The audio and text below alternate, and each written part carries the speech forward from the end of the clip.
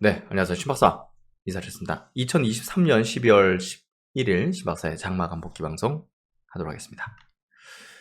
오늘 비가 좀 내리죠? 오랜만에 좀 비가 오는 것 같은데요. 눈이었으면 더 좋았을 텐데 비가 촉촉하게 내리고 있습니다.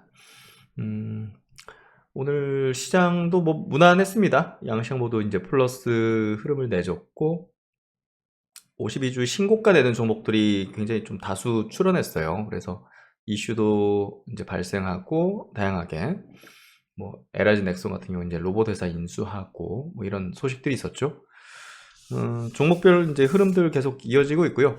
연말에 이제 계속 말씀드리지만 그 내년을 위한 어떤 수급들이 지금 일사불란하게 이제 움직이고 있고 그런 흐름 속에서 가닥 잡히는 그런 시세적인 어떤 흐름에서 이제 가닥 잡히는 그런 부분들이 조금씩 비치고 있습니다.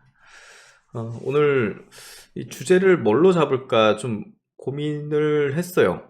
예. 그래서 이제 좀 주제별로 좀 잡아가지고 영상을 좀 만드는 게 필요할 것 같고, 저도 이제 그런 차원에서 보다 업종별, 섹터별, 또 기술별, 또 종목별로 이제 세부적으로 분석을 해가지고 이야기하는, 저도 이제 더 깊이 학습을 하는 거죠. 그런 부분에서 이제 오늘 현대차 그룹주들에 대한 얘기를 좀 드리고자 합니다. 정의섭 회장님 취임하고 나서 가장 먼저 했던 게 지금 저희 삼성동 뭐 자주 이제 왔다 갔다 하면서 이제 보거든요. 근데 그 건물이 아직 눈에 안 보이죠. 예. 100층 이상 이제 원래 짓기로 했었는데 그 70층으로 이제 낮춰가지고 이제 동수를 좀 늘린다. 이제 그만큼 이제 건축비가 덜 드는 부분인데요. 높을수록 이제 굉장히 많은 자금들이 소요된다고 하죠. 그 자금들을 이제 오히려 미래 전략에 쓰는 게 낫지 않겠는가, 그렇게 좀 분석이 됐었는데, 저는 그런 흐름들을 보면서 현대차 그룹의 정의선 회장이 정말 그 정주영 이제 명예회장의 DNA를 물려받아서 정말 새로운 어떤 도약의 어떤 흐름으로 나아가겠구나라는 생각이 좀 들었었습니다. 지금 그런 이제 자신의 포부, 꿈 이제 부분들을 계속 실현해 나가고 있고 만들어 나가고 있고, 정말 완성차 이제 내연기관 시대에서의 현대차 입지와 지금 뭐 전기차 그리고 이제 전동화 이제 흐름으로 나가는 그런 부분에서는 상당히 선두권으로 치고 올라오고 있는 게 상당히 좀 대단합니다. 그래서 이제 그런 내용들을 같이 짚어보면서 연초 현대차 그룹주들의 어떤 움직임들이 조금 심상치 않게 지금 만들어지고 있고요. 또 CES 이제 세계 최대 이제 가전 박람회에서 이제 참석하면서 계열사 총동원해가지고 보여주려는 것들이 좀 많이 있습니다. 그래서 그런 것들이 또 모멘텀으로 작용할 수 있다는 거, 그런 것들을 이제 한번 생각을 짚어보면 좋을 것 같습니다. 네, 하여튼 뭐 오늘 시장 한번 정리해보죠. 코스피 지수 0.3% 상승했고요. 코스닥은 0.59% 상승했습니다. 거래대금 코스피 8조, 코스닥은 7조. 코스피 480 종목 상승, 코스닥은 910 종목 상승해서 상승 종목 수가 좀 많았고, 오늘 외국인 수급은 뭐 별 변동이 없었고요. 선물도 그렇고 기관은 뭐 각각 1000억대 정도 순 매수했습니다. 그래서 연말에는 조금 수급적으로 뭐 두드러지는 흐름은 나타나지 않고 있고, 고객 예수금이 최근에 조금 늘었어요. 12월 7일자로는 50조가 넘어섰고 48조, 신용융자 잔고는 뭐 크게 늘지는 않고 있어요. 그래서 고객 예탁금이 오히려 좀 더 느는 그런 흐름이 나타나고 있다. 오늘 아시아권 증시는 니케이 증시, 뭐 대만 증시, 상해 증시 다 플러스 됐고, 오전에 이제 홍콩하고 상해가 좀 빠지고 있었거든요. 상해도 1.3%까지 빠졌었죠. 돌려 세웠네요. 항생도 이제 양봉 전환됐네요. 오전에 되게 세게 빠지더라고요. 2.7%까지 빠졌네. 그래서 뭐 골고루 빠지는 흐름이었고, 상해랑 홍콩은 최근에 이제 흐름이 좀 좋진 않습니다. 오늘 코스피 증시 보면 장기 이평선 계속 왔다 갔다 저항받고 여기서도 저항받는 움직임 보이는데 이게 중요하죠. 저항받고 이제 여기서 이제 지지를 받았는데 지금 장기평에서의 지지를 받았죠. 그리고 이제 재차 돌파를 했죠.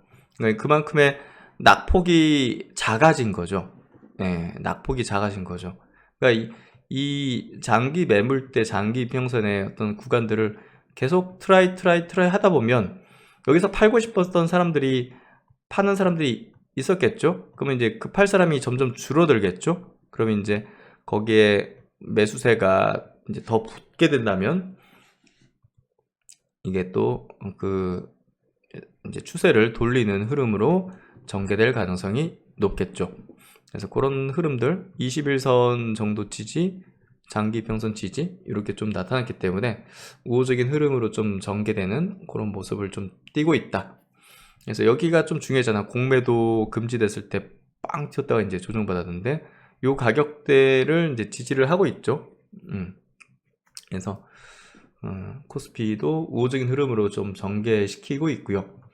코스닥 증시도 오늘 보시면 아시겠지만 장기평을 돌파를 시켰습니다. 21선의 최근의 지지 흐름을 이렇게 좀 보여줬고 21선이 이제 단기 흐름을 좀 가늠할 수 있는데요. 여기서 깨지고 올라섰다가 다시 지지를 받았죠.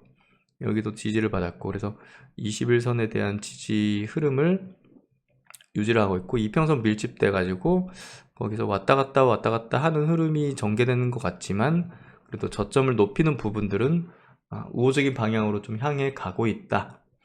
이렇게 좀 지수적인 측면도 해석을 할 수 있을 것 같습니다. 크게 부담 없는 그런 시장 흐름들, 종목별 흐름들이고요.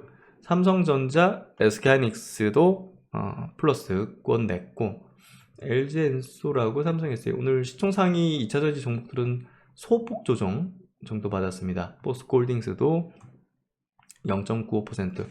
포스코홀딩스는 자꾸 문자가 엄청 옵니다. 네. 뭐 사야 된다 하면서 막 뭐 이상한 문자 오잖아요, 막. 예. 그래서 그걸 하루에도 하나씩은 받고 있어가지고 이거 뭐 예. 뭔지 모르겠습니다. 하여튼.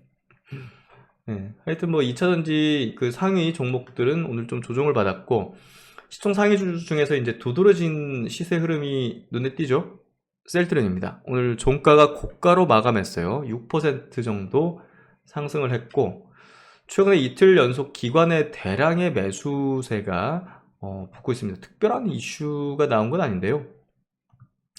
이제 합병에 이제 그 일자가 다가오면서 또 이제 셀트론 헬스케어 이제 소멸되니까 뭐 그런 부분이 좀 작용하는지 셀트론 헬스케어도 오늘 6.6% 역시나 이제 최근에 기관 매수세와 이제 외국인 매수세 쌍끌이로 붙고 있고 이틀 동안 뭐 개인 100만 주 팔았네요. 엄청난 수급에 이제 반대되는 모습이 전개되고 있고 정말 오랜 기간 지금 2년여의 박스 하단을 이렇게 다졌죠. 그래서 이 기간 동안 어려웠지만 이제 추세는 돌리는 흐름이 전개되고 있다. 셀트론 제약도 마찬가지로 2년의 박스권 하단 지지받고 올랐다가 지지받는 모습으로 오늘도 역시나 강세 흐름을 보여줬습니다. 오늘 이제 이슈적으로는 역시나 이제 LIG 넥슨입니다. LIG 넥슨이 오늘 거래대금 삼성전자 다음으로 많은 또 상한가를 갔습니다. 거래대금이 역대급으로 터졌고 역사적 신고가는 아니네요. 예. 역사적 신고가는 아니지만 이거 뭐 역사적 신고가를 이제 내겠네요. 그렇죠? 예. 그래서 역대급의 거래량과 상한가, 이제 신고가 위치 이건 뭐 완전히 예. 그냥 이제 고를 외치는 그런 시세 흐름이고 LIG 넥슨 이제 방산 업체인데 고스트 로보틱스라는 미국의 또 사족 보행 로봇으로 유명한 미국의 회사를 지금 굉장히 그 강력한 기술을 갖고 있는 기업을 다 우리나라가 인수를 하고 있습니다. 그래서 참 이걸 어떻게 해석이 될지 대단한 것 같고요. 어쨌든 그쪽에서도 이제 이 방산업체랑 같이 이제 손을 잡는 게 시너지를 낼 거라고 좀 판단한 거겠죠. 그래서 그런 부분이 작용했을 것 같고 고스트 로보틱스 인수, 미국과 로봇이 주는 기대감에서 이제 미래에셋 증권에서 바로 리포팅이 나왔는데요. 미국의 사족보행 로봇 업체 고스트 로보틱스 인수 추진에서 60% 지분 취득할 예정이다. 인수 금액은 3,150억. 그래서 총 가치에 대해서 한 5천억 정도를 이제 매기고 인수를 하는 것 같고, 인수에 대한 함의 부분은 미국 그 방산 시장에 진출한다. 이제 국방부 계약을 해서 이제 공급하고 있기 때문에 고스트 로보틱스가 미국 방산 시장 진출, 또 이제 로봇 플랫폼 확보라는 의미가 있다. 단기 펀더멘털 개선에는 큰 영향은 없겠지만 디스카운트 해소 및 밸류에이션 상승 촉매로 작용하기엔 부족함이 없다.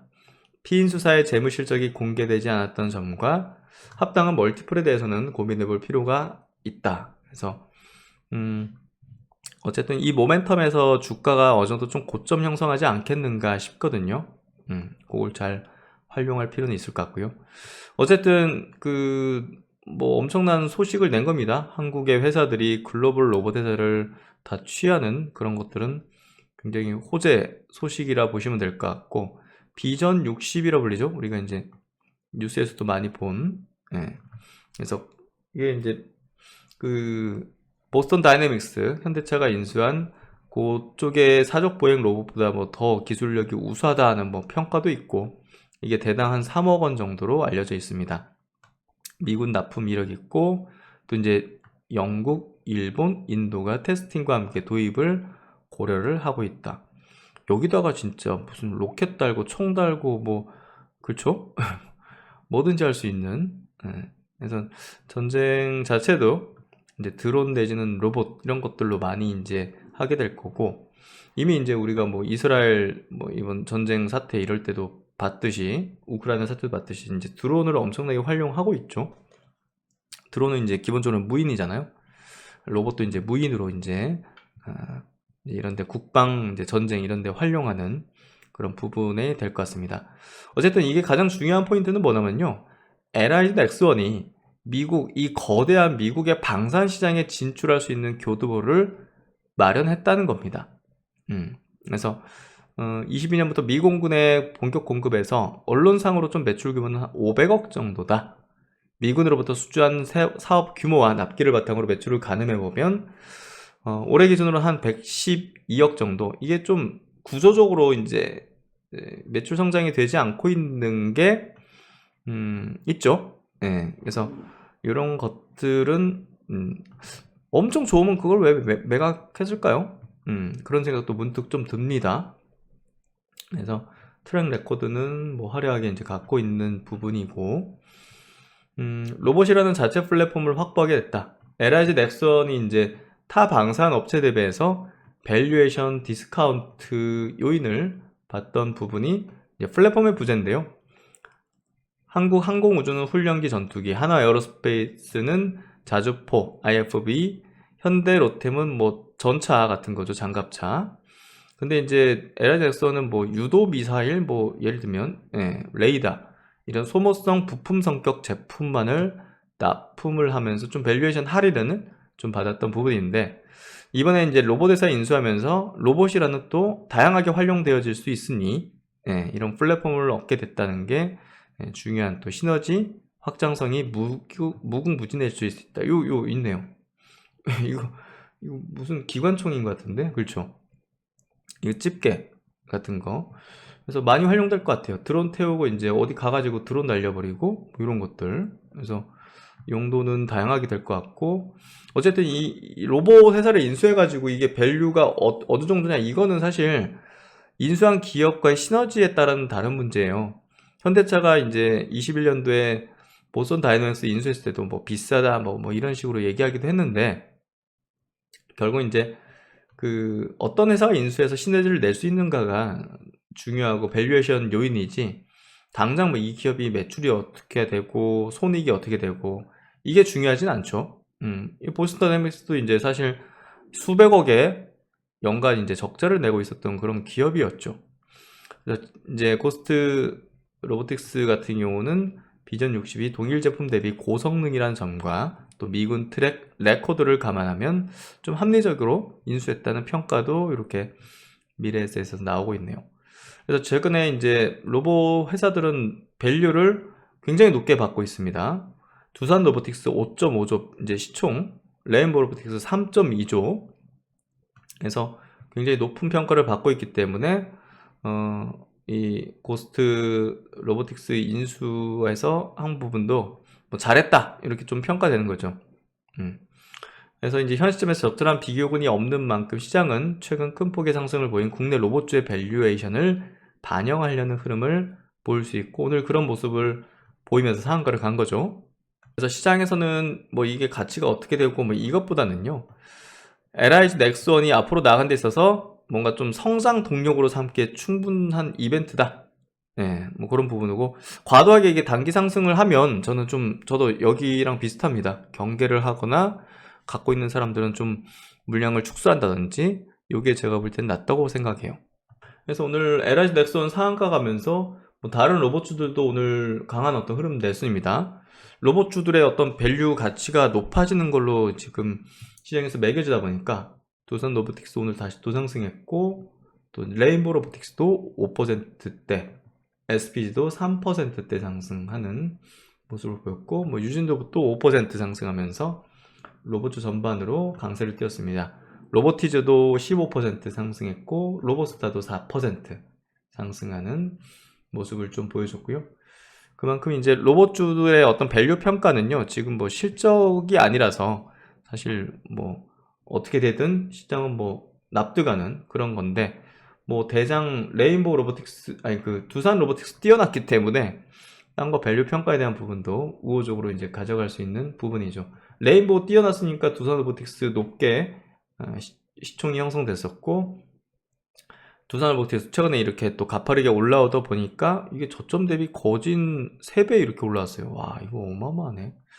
그래서 어쨌든 로봇주들에 대한 밸류 평가는 굉장히 후하게 지금 시장에서 매겨주고 있다, 이렇게 좀 해석하면 될 것 같고요.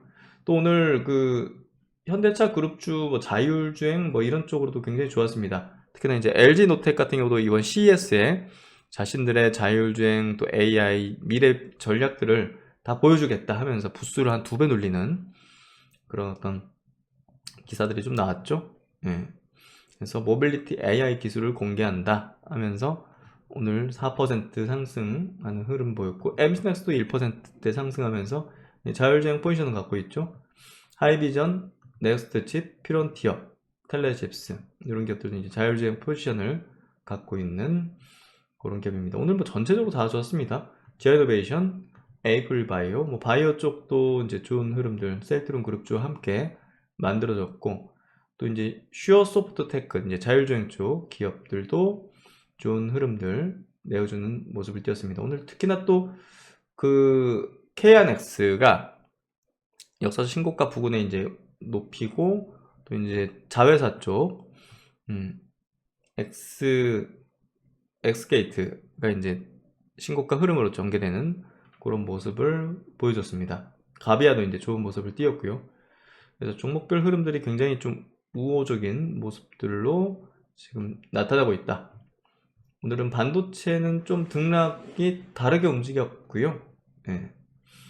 그래서 오른 종목 내리 종목 이제 비등하게 좀 됐고, 오늘 현대차 쪽 보면 현대차는 보합 정도 강보합, 모비스도 강보합 정도. 근데 보시면 아시겠지만 이제 장기 이평선 부근, 장기 이평선 올려놓고, 기아는 신고가 부근 올려놓고, 그래서 최근에 수급 구도도 기아 외국 기관 쌍끌이 순매수, 현대모비스도 대체적인 어떤 순매수 기조, 현대차도 이제 대체적인 순매수 기조를 보여주고 있죠.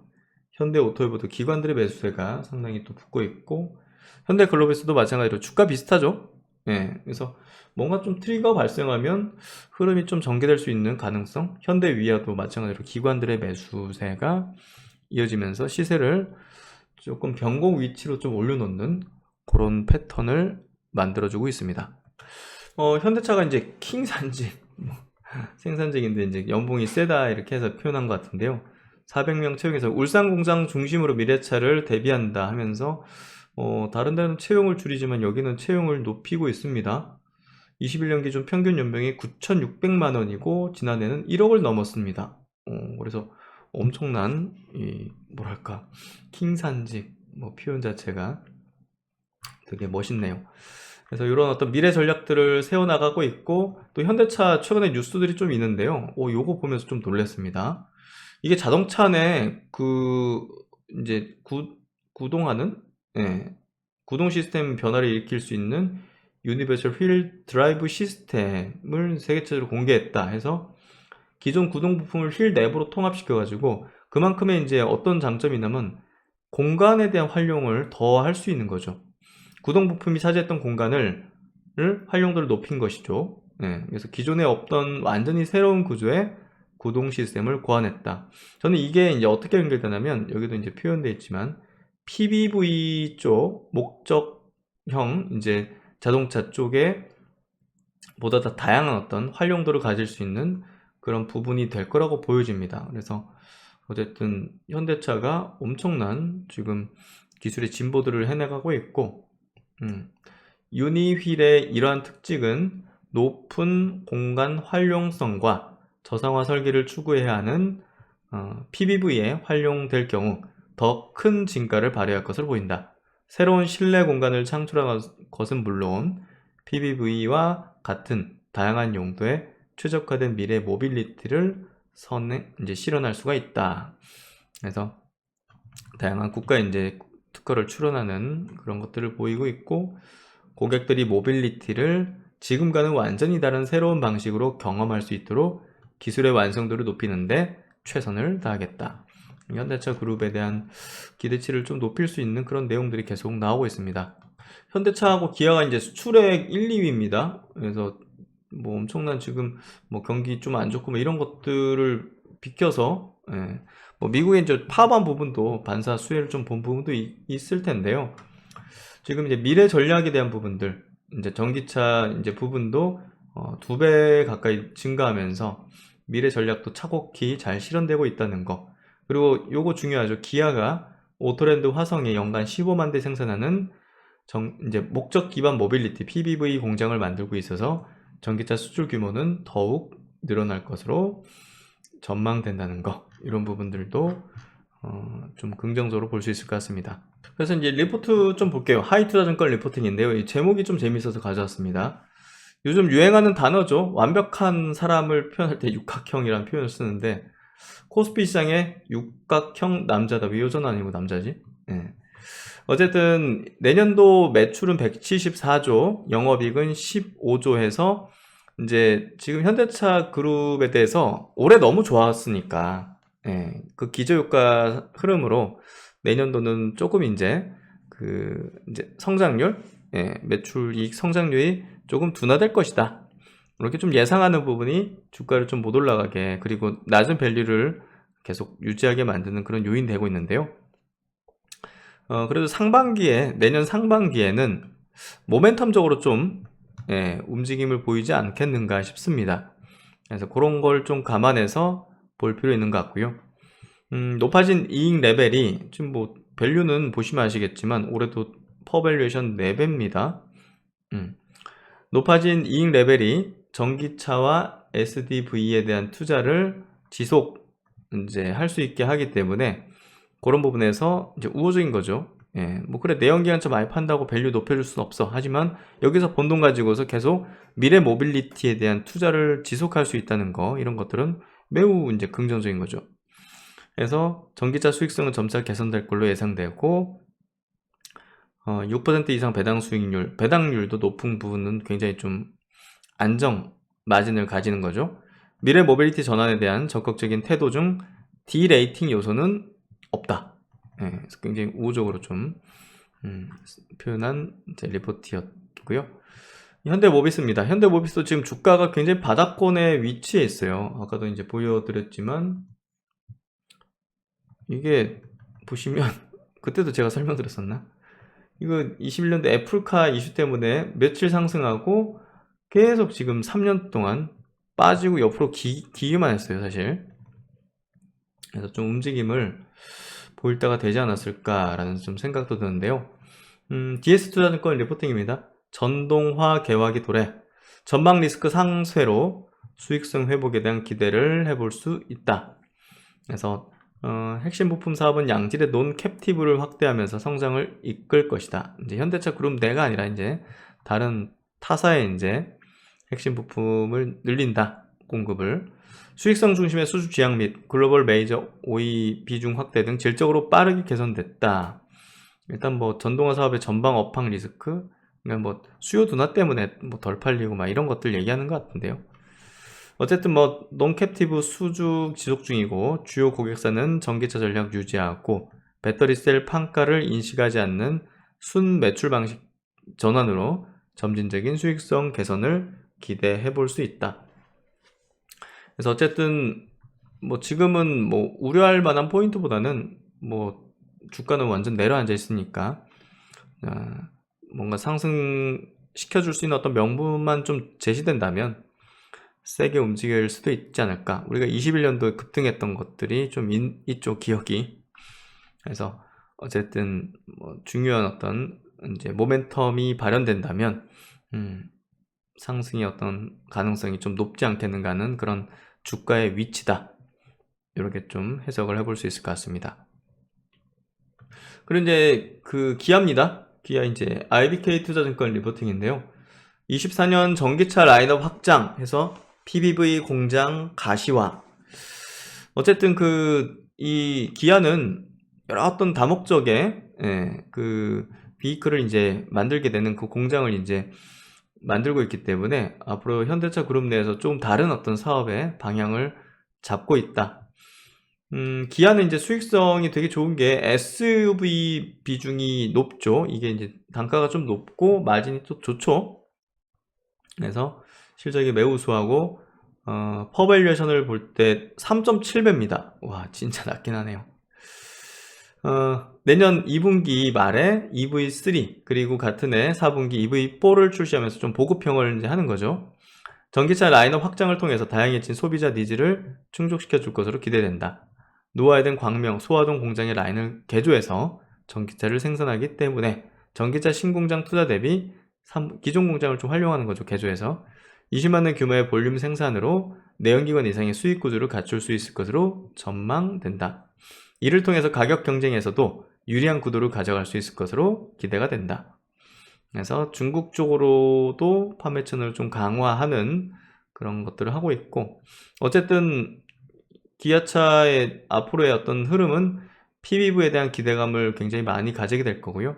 화성 오토랜드 PBV 신공장은 국내 최초로 신설 전기차 공장으로 1조 원 투입해서 연간 15만 대 생산 능력을 확보할 계획이다. 20년 상반기 PBV 라인업 1000 모델을 본격 양산할 예정이다. 그래서 이런 식으로 이제 라인업 구축 계획을 잡고 있죠. 작은 거, 라지, 로보택시 쪽. 그래서 이런 현대차 그룹의 전략에 중요한 어떤 역할들을 맡게 될 걸로 예상이 됩니다. 그래서 이제 현대차 그룹주들 지금 주가는 옆으로 좀 횡보하는 국면을 대부분 보이고 있고, 기아는 역사적 신고가 부근까지 지금 올려놨습니다. 이렇게 보시면 아시겠지만. 그래서 이런 부분에서 좀 중요한 지점에 놓여 있고, 이게 뭔가 좀 불을 당길 수 있는 명분이 나오면 흐름이 좀 급진적으로 전개될 가능성도 있어 보인다. 현대차 그때도 막 갑자기 확 튀어버렸죠. 그렇게 좀 흘러가고 있고, 어쨌든 오늘 전체적으로 좀 종목별 흐름들 괜찮게 좀 됐던 것 같고요. 방산주 쪽도 오늘 LED 엑선이 이제 상한가 가면서 AP위성 4%, 컨택도 3%, 또 하나 시스템도 3.5% 상승하는 모습을 보여줬던 것 같습니다. 오늘 외국기관 동시 순매수 쪽 들어가서 체크해보죠. 오늘 삼성전자 1300억, 또 셀트론과 헬스케어가 각각 700억대, 400억대 순매수하면서 시총순위 상위권 순매수 들어왔고, 에코프로비엠도 300억대 순매수 들어왔고요. 에코프로 머티리얼즈 200억대, 두산 로보틱스 200억대, 기아도 거의 200억대, LG노텍도 180억 정도. 오늘 뭐 로봇주 좋았네요. 레인보우 로보틱스, 삼성 SDS 100억 정도 순매수 들어왔습니다. 코스닥, 셀트론 헬스케어, 에코프로비엠, 레인보우, 로봇, 2차전지, 바이오, 2차전지, 로봇, 바이오, 로봇, 반도체 좀 껴있네요. 리노호, 이오 테크닉스. 엠노도 계속 올라오죠. 최근에 이제 삼성 SDS가 좀 52주 신고가 흐름을 내면서 같이 좀 따라 올라가고 있고요. HLB, 오늘 KNX도 중요한 흐름이었다. 가비아도 52주 신고가 흐름을 냈죠. 그래서 종목 장세 계속 이어지고 있고요. 연말 계속 제가 볼 때는 부담 없는 장세 속에서 종목별로 움직이는 그런 모습들이 계속 이어지지 않겠는가 싶습니다. 네, 하여튼 뭐 오늘 현대차그룹주 좀 얘기 드렸고, 뭐 전체적인 종목별 장세니까요. 그거 잘 전략 세우면 내년 상반기는 정말 큰 수익 낼 수 있는 그런 시장 환경이고, 그런 모습으로 지금 전개되고 있습니다. 그러니까 지금 많이 공부하셔서 같이 이제 또 분석하고 해서 좋은 수익 거둘 수 있게 계속 나아가도록 하겠습니다. 네, 오늘도 고생 많으셨고요. 심학사는 다음 시간에 뵙도록 하겠습니다. 감사합니다.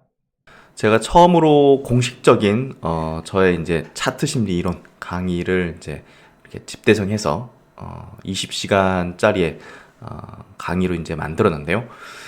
팬 플랫폼 회사, 이제 팬딩과 같이 협업을 통해서 팬딩 사이트에 강의를 올려두었습니다. 그래서 많은 분들께서 지난 가을부터, 작년 가을부터 이제 들어주셨고, 또 이제 많은 또 후기 남겨주셨는데요. 최근에도 한 이제 수강자 분께서 이제 올려주신 내용입니다. 심학사님의 강의를 일주일 동안 푹 빠져서 열심히 들었습니다. 주식 경험이 오래되었지만 감으로 했던 지난날을 되돌아보면서 많이 반성을 했습니다. 이제 주식 인생의 첫 번째 스승님을 모시게 되었으니 평생 가르침을 배우며 열심히 공부하겠습니다. 저는 이 부분이 좀 더 굉장히 감명 깊었던 것 같아요. 제 강의를 듣고 나서 안개가 많이 걷힌 것 같아. 주식을 처음 시작할 때 저도 그랬던 것 같아요. 뭔가 좀 이쪽 방향으로 가면 맞는 걸까? 네, 이쪽 터널로 들어가면 분명히 출구가 있는 걸까? 네, 이쪽 구름을 안개 구름을 헤치고 나가면 빛나는 어떤 세상이 있을 것인가 라는 어떤 그런 것들. 제 차트 심리 이론은 사실 이제 어떤 원리적인 부분인 거죠. 예, 우리가 어떤 뭐 종목이나 업종이나 산업이나 시장을 분석하는 거를 사실 뭐 뛰어넘어서 원리적인 작동 원리죠. 그 작동 원리에 대해서 이해를 하게 된다면 사실 굉장한 어떤 뭐랄까 자신감이라고 해야 될까요? 멀리서 이제 객관적으로 바라볼 수 있는 어떤 그 뭐 투시경, 암경, 이게 모든 걸 100% 맞출 수 있는 건 아니지만 그래도 어떤 방향으로 우리가 바라봐야 될지 시장이나 어떤 또 이제 어떤 수급 구도라든지 이런 것들을 볼 때 원리적인 측면에서 생각을 하면서 보다 더 대중과는 다른 어떤 그리고 메이저의 어떤 그 행동들 그리고 메이저의 어떤 패턴들이 어떤 방향으로 바닥을 형성하는지 아니면 고점에서 물량을 대중들한테 팔려고 올리는 건지 이걸 구분할 수 있는 거죠. 단순히 올라가는 게 좋고 떨어지는 게 나쁘고 하는 거는 단순히 그냥 대중적인 어떤 투자자일 뿐입니다. 하지만 그 속에 담겨 있는 어떤 내용들, 어떤 이면들, 어떤 원리들, 작동 원리 등 이런 것들을 좀 이해하는데 큰 도움이 되실 거라고 생각하는데요. 그게 이제 전달됐던 게 아니었을까라는 생각이 듭니다. 앞으로 평생 해야죠. 투자라는 건 평생을 해야 되기 때문에 어떤 종목으로 수익을 많이 냈다고 어떤 특정 시점에 수익을 많이 냈다고 그게 끝이 아니죠. 그게 계속적으로 활용할 수 있는 방법으로 했는지를 깨닫는 게 필요할 겁니다. 그래서 단발성으로 주식을 투자하는 게 아닌 정말 평생을 두고서 투자라는 어떤 행위를 우리의 인생과 같이 맞춰나가면서 보조를 맞춰나가면서 해나가는 게 필요할 수밖에 없습니다. 그 길을 같이 가기 위해서는 분명 시장을 움직이는 어떤 원리를 이해하고 그 이론을 바탕으로 그 원리를 바탕으로 시장을 주식을 바라보면서 분석하는 게 필요합니다. 강의 한 번으로 신 박사님의 모든 기법을 알 수는 없을 것 같아서 향후 10번 정도 정독을 할 예정입니다. 신 박사님만 알고 있었을 비기를 회원들에게 널리 알려주셔서 진심으로 감사드립니다.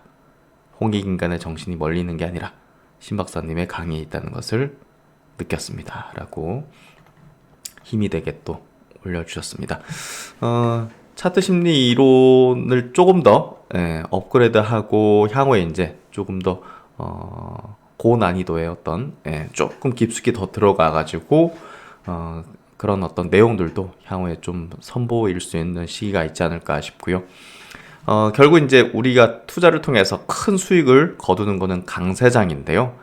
강세장이 오기 전까지 우리가 충분히 그 내공을 쌓아서 행동으로 바로 즉각적으로 할 수 있도록 이론적 탄탄함, 기준적 탄탄함, 그리고 시장의 어떤 작동 원리를 이해하는 그 단단함, 그런 것들을 갖고 있어야 될 것 같습니다. 그래야 확신을 가지면서 좀 강한 또 이제 투자의 어떤 베팅을 할 수 있고, 그걸 통해서 계좌를 또 레벨업 할 수 있고, 어떤 종목은 또 단기로 해야 되고 어떤 종목은 또 장기로 해야 되고 하는 구분을 확실하게 할 수 있을 거라고 생각합니다. 그래서 앞으로도 많은 분들께서 차트 심리로 이론을 통해서 철학적 기준을 탄탄하게 만드셨으면 좋겠다는 생각이 들고요. 강나루님께도 이렇게 또 후기 남겨주셔서 감사드리는 말씀 전하도록 하겠습니다. 제 영상의 댓글 보시면요, 강의를 수강할 수 있는 이제 URL 주소를 이제 남겨놨는데요. 그 커리큘럼에 대해서 한번 간략하게 체크해 드릴게요. 결국은 100억 주식 자산가로 가기 위해서는 정말 탄탄한 어떤 기준을 갖고서 다양한 시장에 대해서 대응할 수 있는 방법론을, 전략들을 가질 수 있어야 됩니다. 그래서 여기 이제 미리 보기 영상, 이건 누구나 볼 수 있게 열어놨는데요.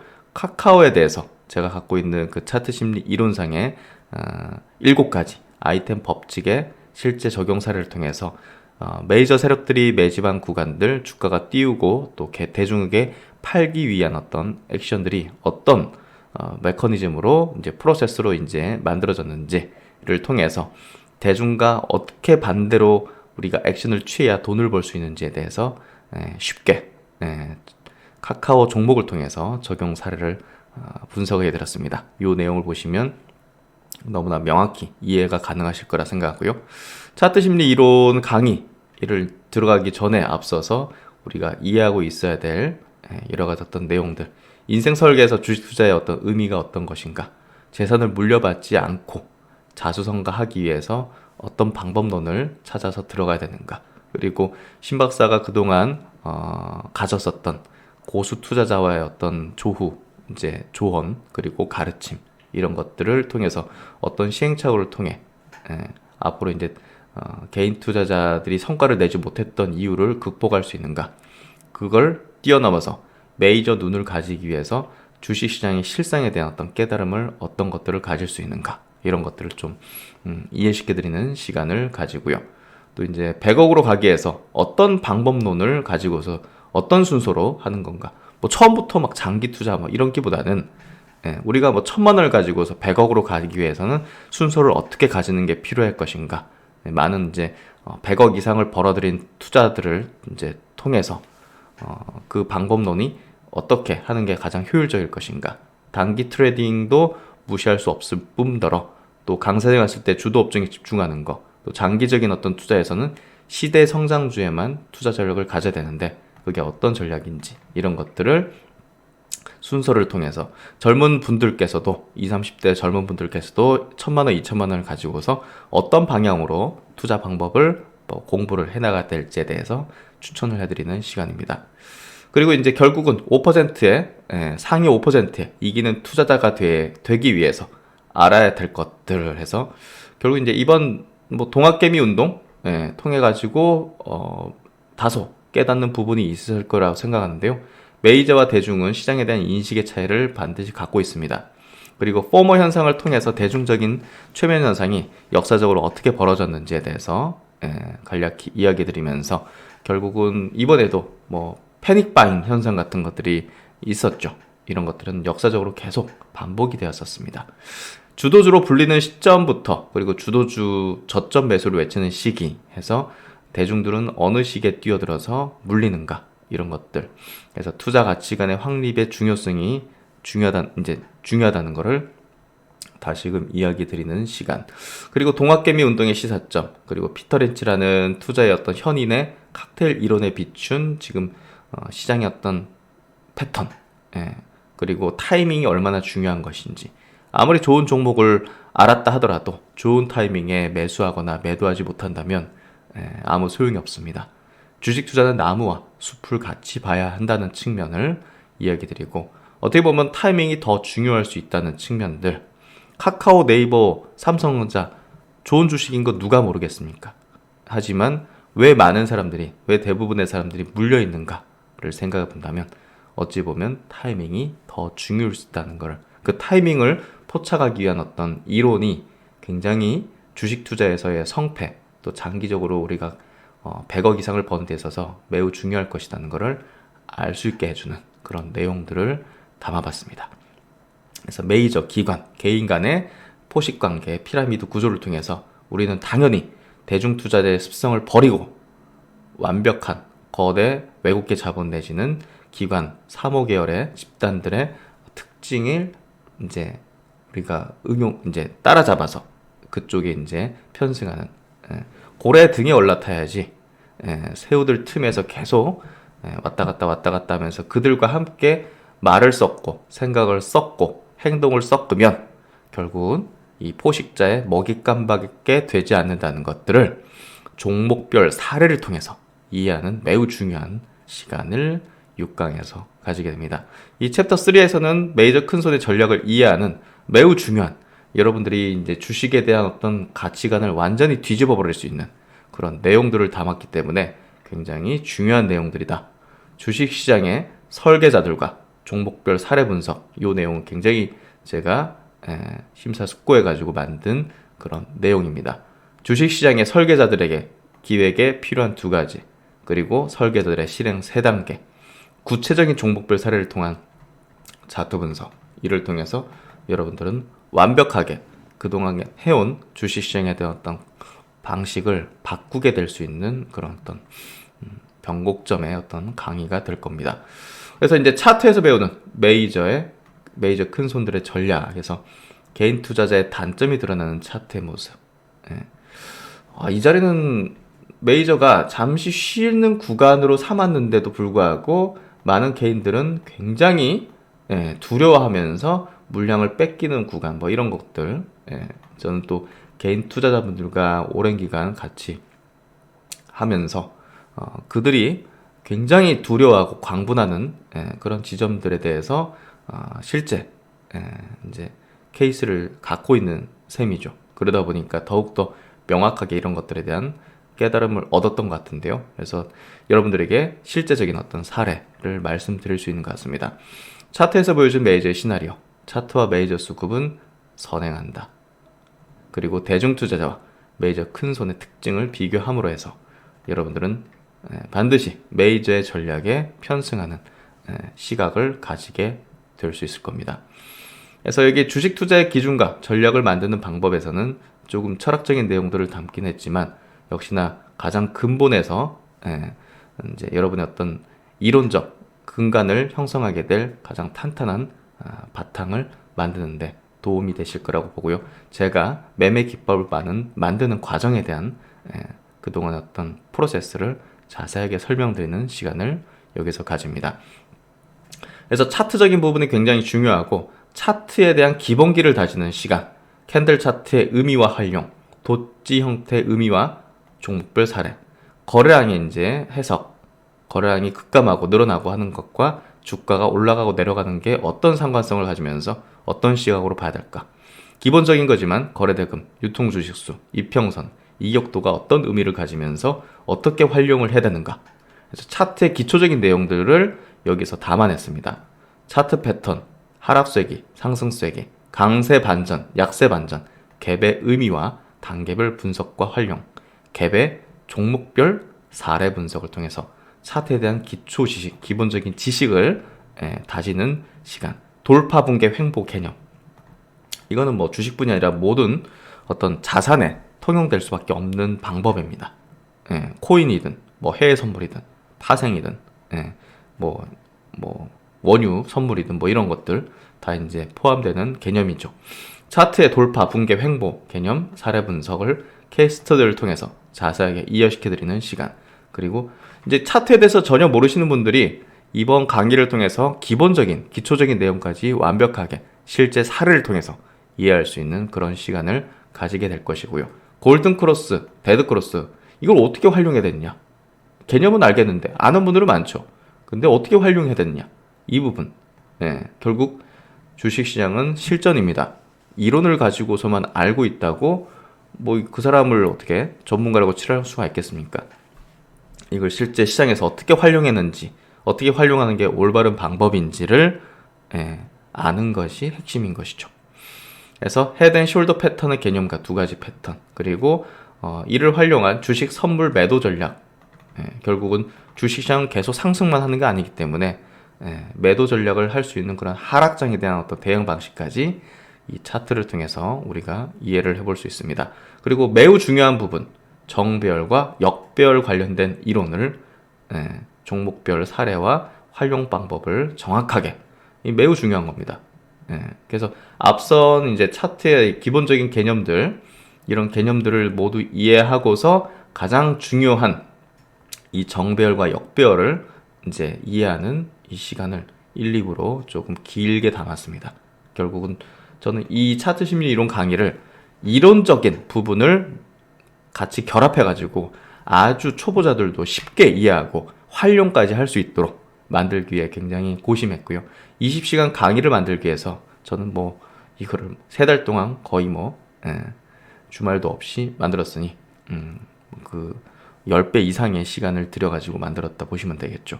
그래서 신규 상장 종목의 거래 전략에서 요것도 굉장히 최근에 보시면 여러 테마주들이다라든지 이런 것들 보시면 신규로 상장한 종목들이 더 강하게 상승하는 걸 볼 수가 있습니다. 그 이유와 그걸 또 어떻게 활용하고 어떤 구간에서 매수 타이밍을 가지는 게 최적일지에 대한 핵심적인 내용들을 한번 전략상 이렇게 기준을 가지고서 담아봤습니다. 그리고 이제 앞선 강의는 모두 이 차트 심리 이론의 7가지 법칙을 보다 확실히 이해하기 위해서 삼았던 그런 이제 프리코스라고 볼 수 있는데요. 이제부터가 핵심이죠. 차트 심리 이론의 아이템, 결국 제 주식 이론의 결정체고요. 시장의 불변적인 원리를 7가지 법칙으로 설명을 했습니다. 종목의 선택과 비중의 조절, 그리고 매수 매도 타이밍을 결정할 수 있는 그런 기준점을 이제 이 아이템 기본 7가지 법칙을 통해서 이해할 수가 있고요. 21년도 1월이 굉장히 중요한 결정했던 시점이었던 이유에 대해서 명확하게 이 이론으로 설명을 해드리고 있습니다. 그래서 아이템 이론이 뭐 1번, 2번, 3번, 4번, 5번, 6번, 6번은 지금 3부로 굉장히 길게 돼 있죠. 정확한 어떤 종목별 사례, 분석, 또 활용하는 방법까지 타이밍에 대한 부분을 기준점을 가질 수 있게 하는, 또 종목을 선정하는 기준을 가질 수 있는 그런 부분들. 결국은 시대 성장주하고 아이템이 결합될 경우에는 주도주가 탄생하게 되는데요. 최근에 이제 급등했던 에코프로 PM, 또 코스모 화학이라든지 나노 신소재 같은 기업들이 아이템 법칙에 정확히 부합했던 그런 종목군이었죠. 그래서 결국은 차트 이론이지만 이 차트 이론은 당연히 시대 성장주하고 결합을 했을 경우 가장 폭발적인 이제 상승을 하는데, 그 이유는 당연히 메이저들도 이런 그 성장주, 시대의 성장주 쪽에서 매집을 하기 때문이죠. 그러니까 물량을 가장 많이 가져가려고 하기 때문에 그게 이 법칙에 포착이 되는 거라고 보시면 될 것 같습니다. 메이저 포착 기술, 메이저 포착 법칙, 그거라고 보시면 되겠죠. 그래서 이 아이템 법칙을 통해서 21년도 1월달 셀트론 그룹에 대한 매도 의견을 드렸던 이유였는데요. 이거에 대해서 자세하게 설명을 하고 있습니다. 매도 결정의 근거는 당연히 차트 심리 이론이었고, 대중적인 반응을 통해서 천정권의 시그널을 파악을 했었고, 셀트론 헬스케어와 제약의 시작의 끝은 아이템의 출현이었다는 점. 그래서 매도 타이밍에 대한 부분도 이렇게 기준점을 두고 설명하는 이런 어떤 내용들을 담았고요. 그리고 중기 추세 하락을 시작하는 어떤 패턴들, 이제 전환점들, 그리고 바닥을 형성하고 이 바닥에서 이제 상승 추세로 전환하기 전에 나타나는 현상들, 이런 것들을 자세하게 과거 사례를 통해서 설명을 드렸습니다. 이를 통해서 여러분들은 최근에 시장이 바닥점을 형성하고 있었고 추세의 전환점을 만들고 있었다는 것을 이해하실 수가 있고, 저희 이제 멤버십 회원분들께서는, 강의를 수강하신 분들께서는 그게 이론적으로 이해가 되셨기 때문에 강하게 투자를 하실 수 있었을 거라고 생각합니다. 그래서 제가 증시의 바닥권에서 강의를 론칭한 이유는 이 기회를 반드시 살리기 위해서는 이론적인 확신이 있어야 된다는 거, 그 부분에 있어서 강의를 론칭했고, 그걸 잘 이해하시고 그리고 활용하신 분들은 지금 그래도 상당한 계좌의 회복과 또 자신감, 그리고 앞으로 계좌가 레벨업 될 거라는 희망을 확실히 가지고 계실 거라고 생각합니다. 그런 부분에 있어서 결국은 차트 심리 이론은 여러분들에게 희망과 또 계좌 레벨업을 통해서 자산가로서의 어떤 길을 갈 수 있다는 그런 어떤 확신을 가질 수 있다는 거죠. 그래서 주도 업종 집중 투자 전략은요, 결국은 주도주에 집중 투자를 해야 된다. 그래서 최근에 2차전지 업종이 신고가 흐름을 내는데요, 뭐 저희는 당연히 이거를 미리 감지했고 미리 포착을 했고 차트 심리 이론에 의해서 이해를 했기 때문에 많은 분들께서 수익을 내고 계신 거라고 봅니다. 그래서 결국은 낮은 지점에서 주도주 선침의 전략을 위해서는 이 주도 업종의 집중 투자 전략을 이해를 하고 있어야 된다. 그래서 그 뒤로 이제 실전 투자 활용에 대한 설명들을 이렇게 또 이야기를 드리면서 총 20시간에 걸치는 20시간을 넘는 차트 심리 이론의 강의를 이렇게 좀 올려드렸고요. 이 내용을 통해서 여러분들은 확실한 자신감 그리고 희망, 100억 주식 자산가로 갈 수 있다는 그런 로드맵을 스스로 만들 수 있을 거라고 봅니다. 그 동행길 신 박사가 같이 하도록 하겠습니다.